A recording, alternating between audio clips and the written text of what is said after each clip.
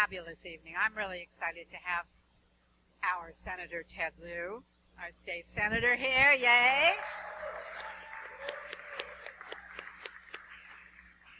And for those of you who are at our fracking film last year, Gasland 2, there he is, that bon vivant, Lance Simmens, who will be he's here with his book, and he's fabulous. So it's going to be really great getting on. Anyway, I'm Cara Robin, for those of you who might not know me, president of the West LA Democratic Club.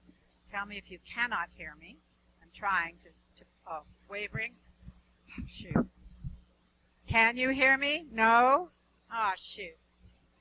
How about this one? Is this better? What? It's echoing?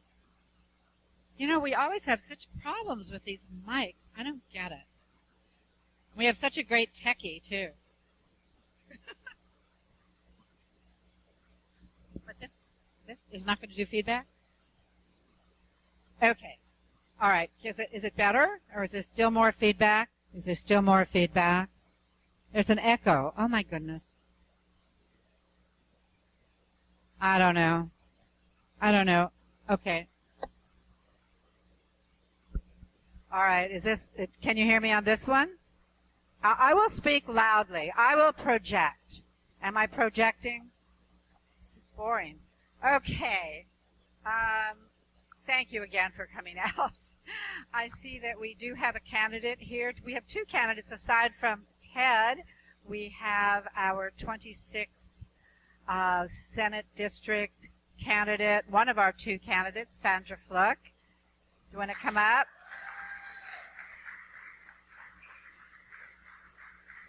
Yes, and we have a representative, I believe, of the other Democratic candidate, Ben Allen, but I don't see Ben. We have a water board candidate. Oh my God, the name's gone out of Steve Murray. And that's District 4, is it, Steve? District 4, okay. So thank you guys for coming out. It means a lot to us, truly. Sandra, you want to come up and say hello? Maybe you can project better than I.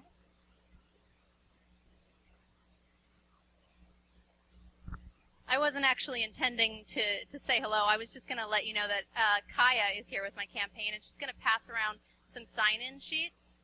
If you're interested in volunteering or just being kept up to date on the campaign, we'd love to have your info so that we can be in contact with you. But I'll just say hello quickly and thank you to all of the folks in the room who've been incredibly supportive. It's really good to have all of you on board.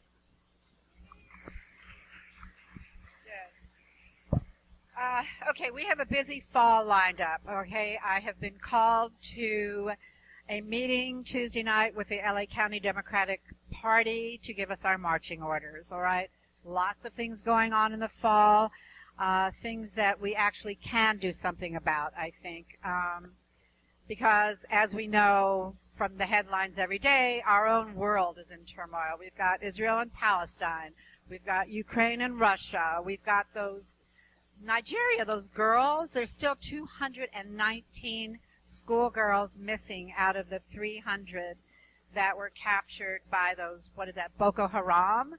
And now, guess what's happening? Now it's the young women that are the new suicide bombers in Nigeria. So I don't know what's going on, but a lot. We can protest, we can write letters, we can do resolutions, we can send money, but there's not really that much we can do, but we can do things at home. You know, we can do things here in California. Remember Prop 30 and 32? That was us. That was our phone calls, right? That was our walking, all the candidates we elect, all of that. It's up to us. We can make a difference, and we will make a difference in November. Oh yeah, and then what about Congress suing the president? I can't believe that. You know, nothing we can do there either. That's the thing. We have these great ideas. We're upset. We hate the Tea Party. Blah blah blah. What's the answer? Electing people like Senator Lieu, soon to be Congressman Lieu. And We do not have a big war chest here. You know, we're a Dem club. We depend on your dues. We depend on our little fundraisers. Maybe our end of summer party we'll be having probably, we think it'll be September 14th. Alan is checking. It'll be at his house as always. September 14th. Be as generous as you can. Our rent has just doubled here. So when we ask you for a donation when you come in, we really need it, you know, because we want to give money to candidates. We want to give money to those senators around the country that we think have a really strong chance, because we need to keep the Senate. The House isn't ours yet, but we'll keep working on it. Our soon-to-be Congressman Ted Lieu will help us there. I was going to talk a little bit about these immigrant kids coming from Central America, sitting around. There's nothing again we can do about that, because apparently the answer is stricter border controls and deport them quicker. That's what the new answer is. And all I could say, I look at the Statue of Liberty, you know, what happened to give us you're tired, you're hungry, you're poor, you're terrorized? I don't know. So what we have to do is work here in California, okay? I already said that about 10 times about Ted. That's who we'll be working for. We will be calling on y'all. We'll be calling on you to knock on doors. We'll be calling on you to make phone calls, to donate if you can, because this is important. These are important elections. We have propositions. We have amazing propositions on the ballot. We will be having a propositions meeting. We've got Dave Jones, our insurance commissioner. Finally, he's got Prop 45 on the ballot to give him the authority to regulate, to intercede, say, on the regulation of health care costs, like he can with automobile and home loan or home insurance. So we have to help him. We're going to try and get him to come out and speak to us at our propositions meeting to just get us out there working for that. And of course we have Prop 37 to overturn, to have a ballot instruction to overturn, pardon? 49, I'm sorry. Yeah, 49. I had that written down. I did have cataract surgery and it wasn't too successful, so I kind of have a problem reading. But yeah, Prop 49 to overturn Citizens United, and I think it would be about time to maybe introduce the author of that bill, Senator Ted Lieu, and can I explain it? I could introduce him, but he really needs no introduction.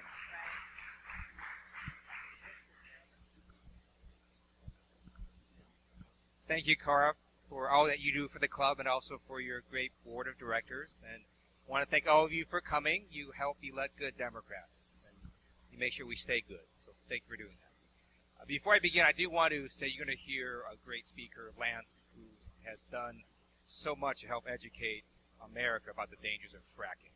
And he not only has, give a round of applause for that,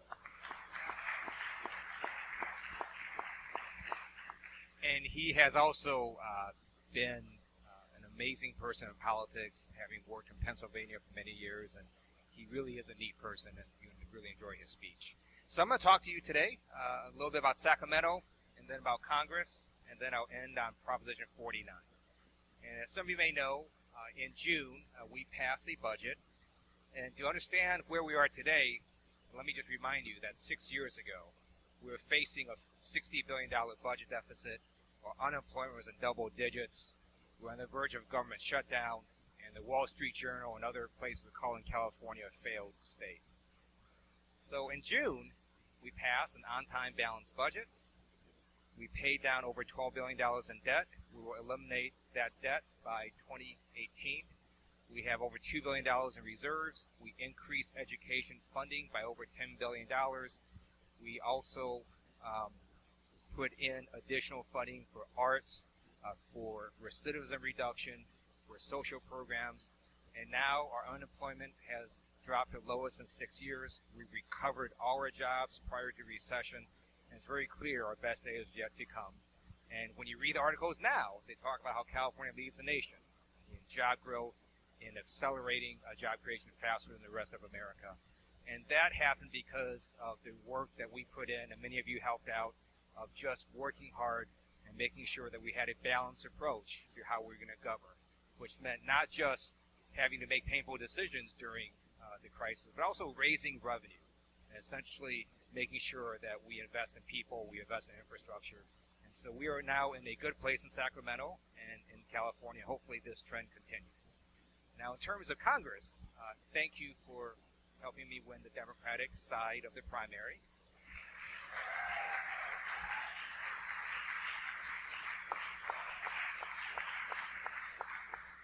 And want to talk a little bit about some of the issues I'm going to work on. And one of the reasons I ran for Congress, and it was a hard decision because I was running for state Senate re-election at the time. I had no opponent. I would have gotten 4 years. And then I was going to run statewide. And I gave all of that up. And I gave it up because I just thought there were some issues that needed far more national attention and also national solution. One of them is climate change. I do believe it's an existential threat to humanity. I want my children and their children to live. And in California, we've been a leader. I'm a co-author of AB 32, which was one of the first laws in the world to mandate reductions of greenhouse gases. Last year, as a result of a Senate bill I authored, 1066, we got $1.5 million in funding to organizations and cities across California to deal with climate change. We then got another second round of funding, grant applications due in August, for another over $1.5 million to help communities address climate change. And it's clear to me that what we need for this to work is not just for California to act, because we're just one state. We could go dark tomorrow, stop all energy use in California, and the climate is still going to heat up for the next 100 years. What we actually need is America to do what California has done, and then the rest of the world to do what California has done. And that's how our grandchildren will survive. And so that's one of the first things I'm going to work on when I get to Washington, D.C. Second is immigration reform. Again, California has been a leader. So I supported the DREAM Act, signed into law in California. I supported the Trust Act, which, as some of you may know, is the law that tells California officials to ignore federal ICE agents when it came to detention homes. That's signed into law. And then last year, out of my committee, we passed a bill that lets dreamers become lawyers. But it's clear to me, again, we're just one state. What we need is a federal comprehensive immigration reform. Not only would that be a boon to the national economy, it's just the humane thing to do. That's something I'm going to work on in my first day in office. And then the third reason I ran for Congress is it's very clear to me that we need to have fundamental reform of our campaign finance system. It is completely dysfunctional because the Supreme Court just did one of the stupidest things I've ever seen them do. They issued a decision called Citizens United where they came out and said corporations are people. It's so stupid when you just think about it, right? I mean, when's the last time you went and dated a corporation? Or had dinner with a corporation? Or played football or basketball with a corporation? But because of that, there's now been this huge flood of money in politics. Some of you may have seen Democratic Senate candidate Michelle Nunn in Georgia. Someone's going to get fired for this, but her entire campaign strategy got leaked. So it's in the press now, her entire campaign strategy. And to me, the most fascinating part of it is when you read it, it has her doing fundraising 80% of the time. So just think about that. 80% of her time is doing that rather than meeting voters or developing policy positions. And do you really want your candidates doing that? And the reason she has to do that is because she knew she was going to get hit with these massive IEs from the Koch brothers and from these super PACs, and that's why she had to do that. And it's all because of Citizens United. And when you think about the case, not only was it phenomenally stupid, it came out of nowhere because the Supreme Court had actually decided something pretty similar to it exactly the other way a few years ago. The only thing that changed was the composition of the Supreme Court.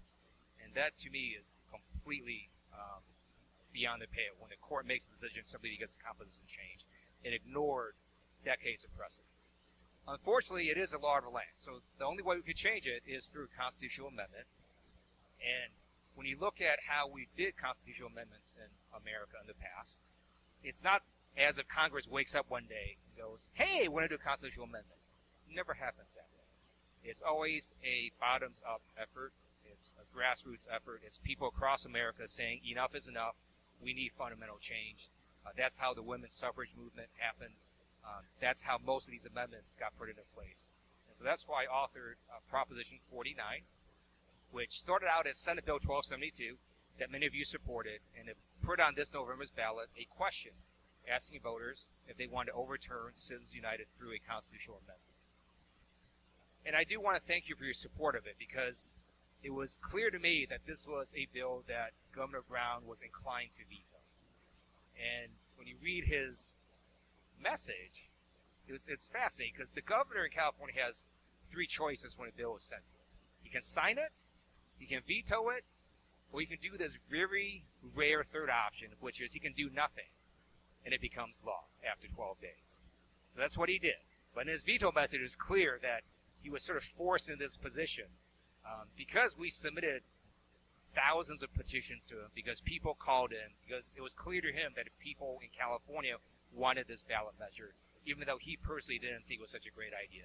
But because of everything that all of you did and others across California, he let it become law. So now we're a proposition in November. And the point of this is to hopefully spark a nationwide movement and really get other states to do this as well.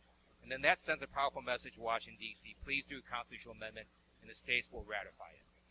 The one obstacle we have left is the Howard Jarvis Taxpayers Association filed a lawsuit to remove it from this ballot in November.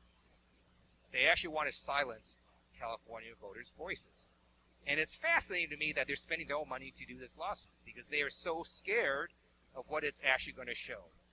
And they know that what's going to show is that an overwhelming majority of Republicans and Democrats want to overturn Citizens United, and they're definitely scared of that message.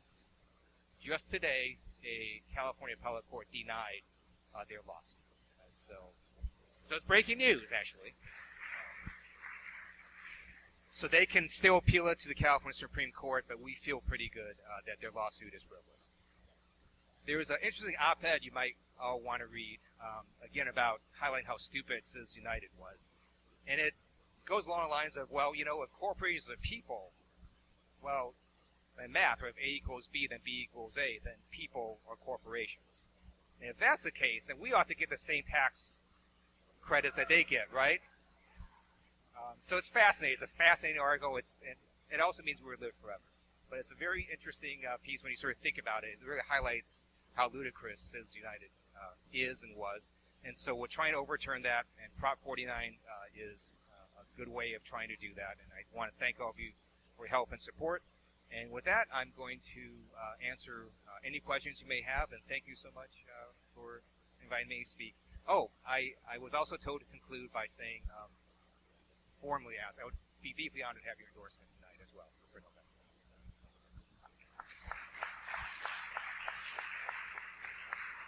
Yes, Cara.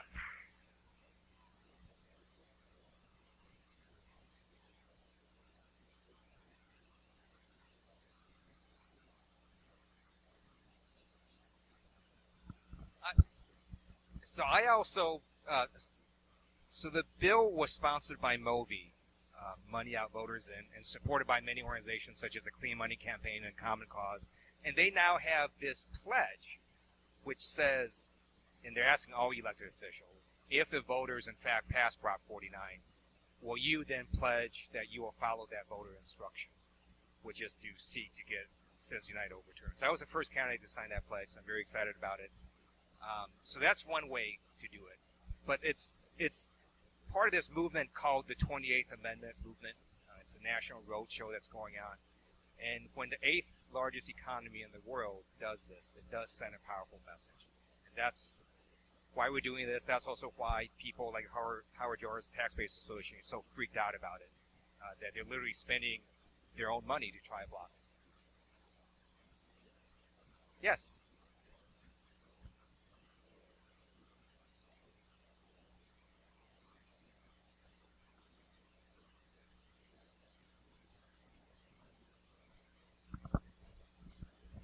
Hello.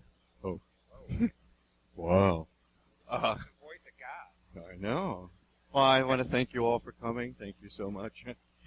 So what do you think? So we all hear it's absolutely stupid. Do you have any insight on the Supreme Court's thinking about how they arrived at this? What prompted them?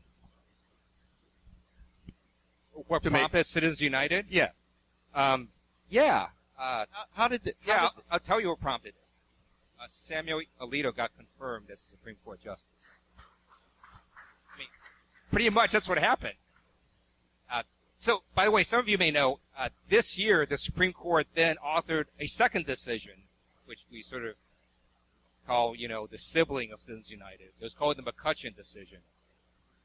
And it blew off the limits that previously were involved for people who gave so much money to the political parties and candidates that they had a limit that they went up against. They took that limit off. So let me give you exactly how it works. So in the past, Speaker Boehner could go to Republican billionaire Sheldon Adelson and say, "Can you help the Republican Party?" And he says, "Great," and he can give about $73,000. Well, they blew that limit off. Now he can give hundreds of thousands of dollars in one writing discharge. And when you think about what that means, it means that the decision primarily benefits one class of people, right? Billionaires and multimillionaires that had so much money that they actually face a limit in how much they were actually able to give to the political parties and to the candidates.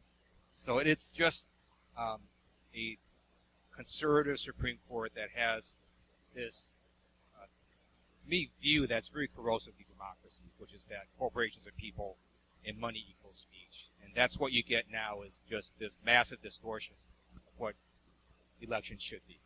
Yes, Kelly. At the State of the Union address immediately following the Citizens United, we all got to watch Samuel Alito contradict the President of the United States when the President said this is going to open the floodgates of foreign money. And Samuel Alito said, no, it won't. The topic of most of the news shows I'm watching today and the cover of Fortune magazine is inversions, where Walgreens suddenly becomes a Swiss corporation. Does this mean that once Walgreens, the Swiss corporation, it'll no longer be allowed to lobby Congress or spend any money on campaigns in the United States? That's a good point.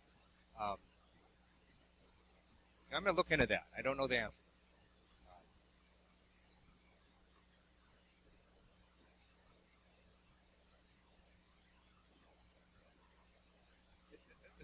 So some of you may know what an inversion basically is Walgreens saying, we're just going to move our headquarters out of America to this foreign little island, and now all the profits we generate basically don't get taxed. That's essentially what a tax inversion is.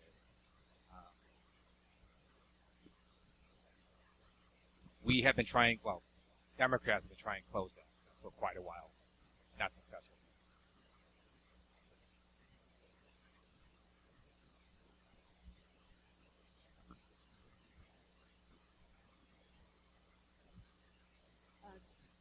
Congress has to present the law to the states to pass the overturning of Citizens United. If Congress doesn't present the bill, could 2/3 of the states overturn it themselves? You need 2/3 of the states to do it if Congress Yeah, passes. so let me give you the two ways to do a constitutional amendment. One way is, which is the way that's been done 27 previous times, is Congress puts out a constitutional amendment, 3/4 of the states ratify, which is what we're trying to do with Prop 49, is to put pressure on Congress to put out a constitutional amendment and get the states to ratify.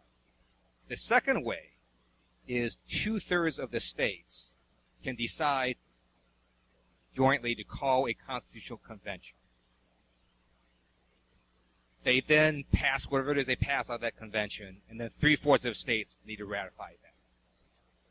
So the difference is with the constitutional convention, it's not limited. So they could talk about campaign finance reform. They could could talk about abortion. They could talk about religion. They could do whatever they want in that constitutional convention. So that's what makes people somewhat wary of that process. I think it's one reason it hasn't been done before, because it's somewhat uncontrolled. You just don't know what's going to happen in the constitutional convention. Whereas the first route, it's very specific. Congress basically puts out a very specific constitutional amendment that then 3/4 of the states would ratify. Just, you know, California is one of 2 states that has called for constitutional convention as well. It's through AJR 1, which I also support. Yes?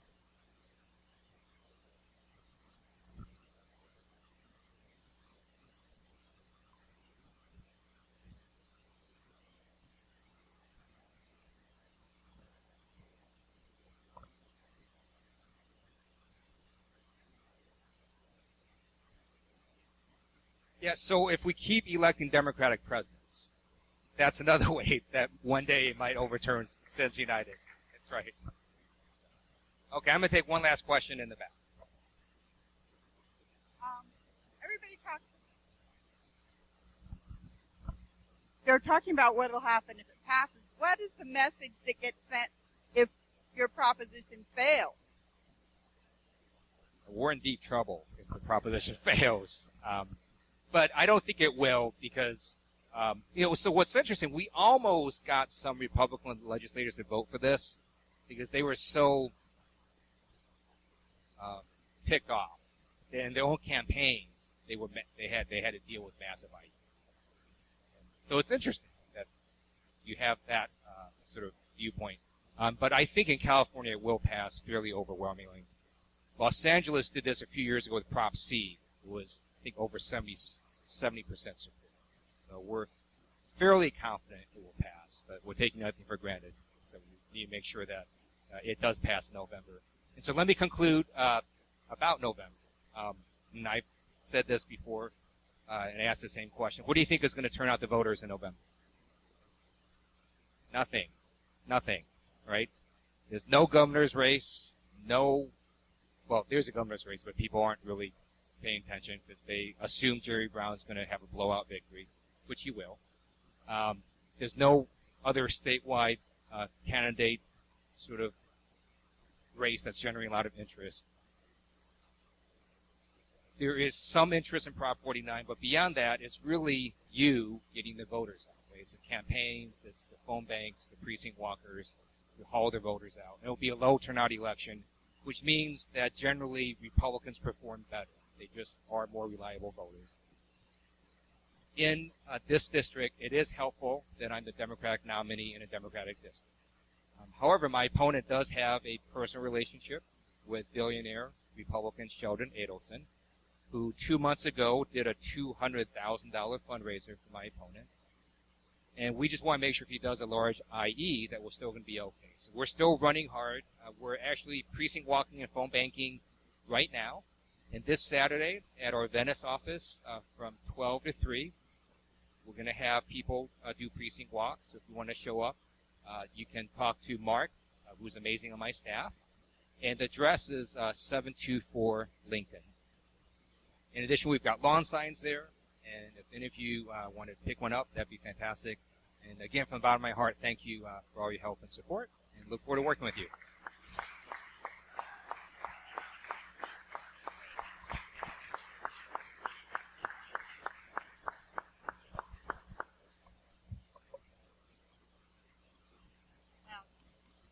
So much, Ted, and thank you for asking for our endorsement, because everybody, you have a ballot, yes, and this ballot has on it candidates who represent our club. You know, we have such a wide demographic in this, or geographical area in this club. We have 3 Congress people that we're represented by. We have we're really in 2 state Senate districts and 3 assembly districts. So that's a lot. And it used to be when it was the 53rd that probably 2/3 of the club was in the 53rd, and then several other in the old 41st, I believe. And, hello? Oh, the old 53rd. Yeah, Kelly's got his fighting 53rd, I think it was, or something. Anyway, so our congressional representatives that we will be voting on are Ted Lieu, who is not an incumbent, Karen Bass from the 37th, and Maxine Waters from the 43rd. The state Senate race that we can vote on to endorse is in the 30th Senate District. That is Holly Mitchell, incumbent. And in the State Assembly, we've got the 50th, Richard Bloom, incumbent, the 54th, Sebastian Ridley Thomas, incumbent, and the 62nd, the Democratic candidate is Autumn Burke. So if there is no opposition, I would like to move to endorse by acclamation all of these. Excuse me, I do have a question here. Deborah?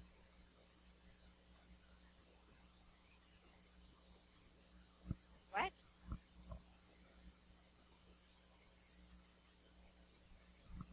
She was the leader of 3 people in the state Senate and 3 people in the representatives who publicly withdrew their support from Ted Lieu.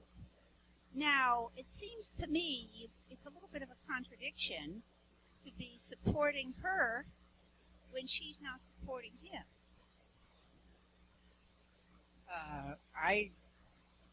Maybe, Exactly. Ted, what is your thought on this? Yes, exactly. The right answer, Debbie.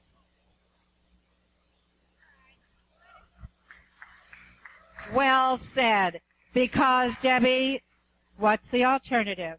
Not everyone on this list, I will say frankly, not everyone on this list would be my first choice, but they are our Democratic candidates. And the alternative is electing a Republican, and I don't know about you, but I have never voted for a Republican. So, do I hear a vote of acclamation for these candidates? Raise. Yes? Any opposition? We have 1, 2, and it looks like it passes with acclamation. By acclamation, the candidates that I just listed. Thank you very much for your vote. Okay. Congratulations, Ted Lieu. Okay. Excuse me. All right. Now, Mark. Have we previously endorsed Al Marasucci? Oh, you know, I actually did mean to say that. We are not voting on the 36. We are not. We don't have a quarter of our membership in the 66. We have a few. Thank you for bringing this up because I did have this in my notes. I wanted to say that who needs our help in the South is Al Marasucci. Is there any reason we would not endorse Al? Well, then we could also go to West Hollywood. We could. Do you know what I mean? It's like, who do we want to endorse? But I would like to make a motion that we endorse Al Marasucci. Okay. All right. That's fine with me. Do we have any discussion on this? Yes?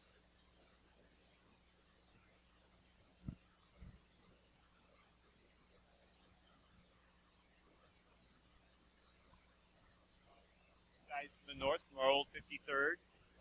We're going to be working really hard. He's up. Last time around, as most of you know, Al ran against a far right-wing candidate, Craig Huey. Right. This time around, he's running against a moderate Republican with a lot of money. And a lot of the Republicans who could not endorse Craig Huey last time around stayed out of it. Some even endorsed Al, are now, unfortunately, endorsing his opponent. So I think to keep, again, we're all Democrats. Right. To keep a Democratic majority, it's really essential that we re-elect Al Marasucci. I would love for this club to offer its endorsement in that race. Thank you very much. Yeah, I hadn't thought about endorsing, but then again, why not? Because I was going to ask people to step up and step out and go down south and do some walking and talking for Al, because we're not in any trouble up here as far as Democrats. Except that we do have to walk for Tad and any of the other candidates that we might choose to walk for. But the district is scary down there, and Al is going to need our help. So with that, what Yes. We already have. At our big endorsement meeting in May. He was on our, oh shoot, I forgot. Next time I have to bring you to show you all, if you didn't get it, our card that we sent out, our slate mailer. Jeffrey was on our slate mailer. We're not re-endorsing candidates we've already endorsed. All right, so all those in favor also endorsing Almir Tsuchi in the 66th Assembly District, please raise your cards. Any opposed? No, passes unanimously. Thank you very much. Okay, I think that's it with the election part of it. And now our keynote speaker of the day. All right, here's my note. My notes for Lance Simmons. Lance has spent nearly 40 years in public service, okay? He worked for 2 presidential administrations, Carter and Clinton. He worked 8 years for Governor Ed Rendell, who was also the mayor of Philadelphia, as I recall. That's my hometown. And Lance appears in and is a spokesperson for Gasland 2, as you all know, because we saw that. And last year, he was the California State Director of Citizens Trade Campaign, which led the efforts to defeat the Trans-Pacific Partnership. So, there he is, our bon vivant, Lance, Lance Simmons.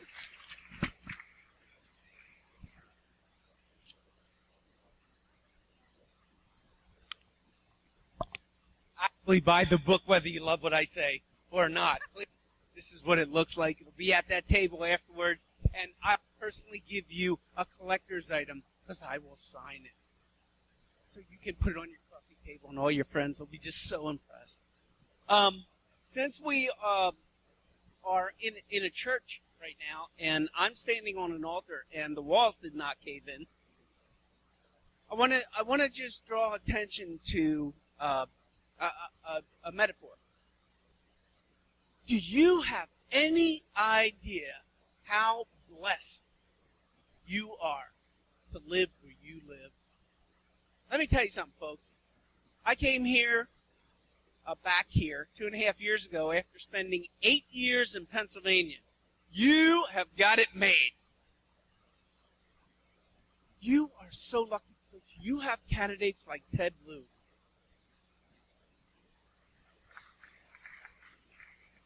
You have the ability to make incredible changes happen. I don't say that flippantly. I'm pretty jaded at this point. I spent 40 years in this business. Politics, government, public service. And I've seen a lot. And I could tell you some stories that can make your hair stand on end. And I will at some point in another book. But you've got a guy right here that I am so honored and privileged to follow. I can't tell you. Because everything in my book, we've not talked about this, but I bet you everything I've got, that everything that I talk about in this book, and everything I talk about from a positive standpoint to make a difference, to make change, real change, and change that is going to fix the dysfunctional funk that we're in. He's right there. I don't need to lobby him. I'll never need to lobby this guy. So that's how lucky you are. And let me tell you something. When you travel around, I went to school in Georgia. I went to undergraduate school in Georgia, all right? I got my start in politics in 1976 because I was working in the Georgia legislature, and there was this peanut farmer and former governor running around the country trying to get elected president of the United States. And he did. And I was right there. I was part of the peanut brigade in New Hampshire. I was 22 years old. I was freezing my buns off in Nashua, New Hampshire in January of 1976, doing factory gate changes and knocking door to door And man, if you, and I assume that everybody in this room likes politics, right? Is there anybody who doesn't? I mean, why are you here, right? You love politics? Man, you have not seen retail politics until you have been in New Hampshire in January every 4 years. We had 13 candidates, 13 Democratic candidates for President of the United States, and they were bumping into each other on the street. I had Jimmy Carter knocking on doors. Jimmy Carter, nice to meet you. And there's people going, who? Where? Georgia. Hey, you know that Georgia guy? He's by here. You know that guy from that guy with the funny name with the U. He was just here the other day. Mo Udall. Yeah. Oh yeah, that's it. Yeah, Mo Udall. He was knocking on my door. It's unbelievable. It's like something you never saw. And that got me juiced. Because, I thought I was going to be a baseball player. And that didn't pan out. And I walked into my first American government class, and I said, Eureka, that's it. That's what I want to do. That's what I want to, that's how I want to make a difference in the world. All right? That's how I want to make a difference in the world. And I've stuck with it for a long time. And I've seen a lot of good things, and I've been involved in some incredibly dynamic and important issues, and I've seen a lot of bad things. And folks, where we are right now is a bad time indeed. It is a bad time. I'm not going to sugarcoat it. It's bad. And we are in a dysfunctional ditch. And I've been writing for a long time. Started writing for Huffington Post in 2008, just before the historic election of Barack Obama.